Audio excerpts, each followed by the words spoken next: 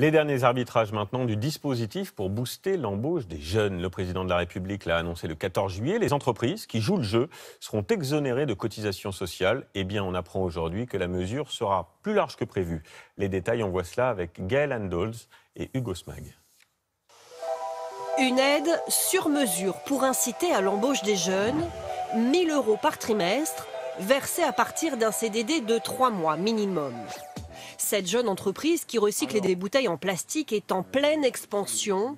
Son patron a besoin d'embaucher 5 personnes d'ici à la fin de l'année.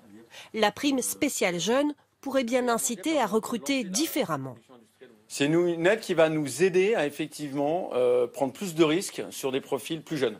C'est plutôt comme ça que je le vois. Ça ne va pas forcément déclencher un recrutement en tant que tel. Ça va plutôt effectivement se dire, bah tiens, on peut prendre quelqu'un d'un peu moins formé. Mais en revanche, effectivement, on va prendre plus de temps, on va consacrer plus de temps pour mieux le former. Mais qui sera éligible à cette aide?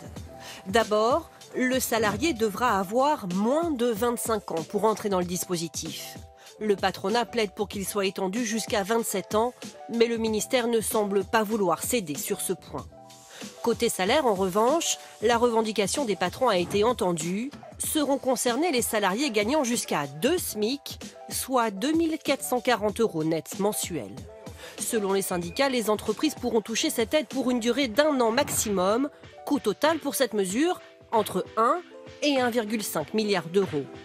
Ce plan spécial jeune sera officiellement présenté demain matin pour une mise en place dès la rentrée de septembre.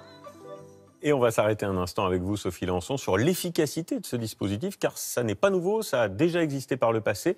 Sous quelle forme d'abord? Alors d'abord, sous Nicolas Sarkozy, en 2009, c'était aucune charge sociale sur 1 an pour les sociétés de moins de 10 salariés qui embauchaient des personnes à bas salaire, CDI ou CDD.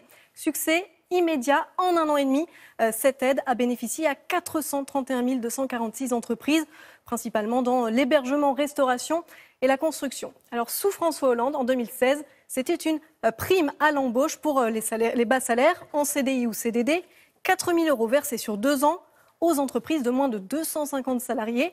Et là encore, un enthousiasme des patrons, 1 580 000 primes à l'embauche ont été attribuées en 1 an et demi. Mais la question, c'est est-ce que ça fonctionne et est-ce que ça crée des emplois? Eh bien, en fait, pas autant qu'espéré. Lorsqu'il a mis fin à ce dispositif, Nicolas Sarkozy annonçait que cette aide avait bénéficié à 1 million d'embauches, mais les services du ministère du Travail n'ont jamais réussi ni à confirmer ni à vérifier ce chiffre. Ils assurent même qu'il n'y aurait pas eu d'impact significatif sur l'emploi, sans compter ce qu'on appelle les effets d'aubaine, les patrons qui auraient embauché quoi qu'il arrive. Même situation pour la prime à l'embauche de François Hollande, 60 000 créations d'emplois nets en 2016 selon le Trésor, mais avec un coût élevé pour les finances publiques, 2 milliards d'euros. Merci Sophie pour ces informations.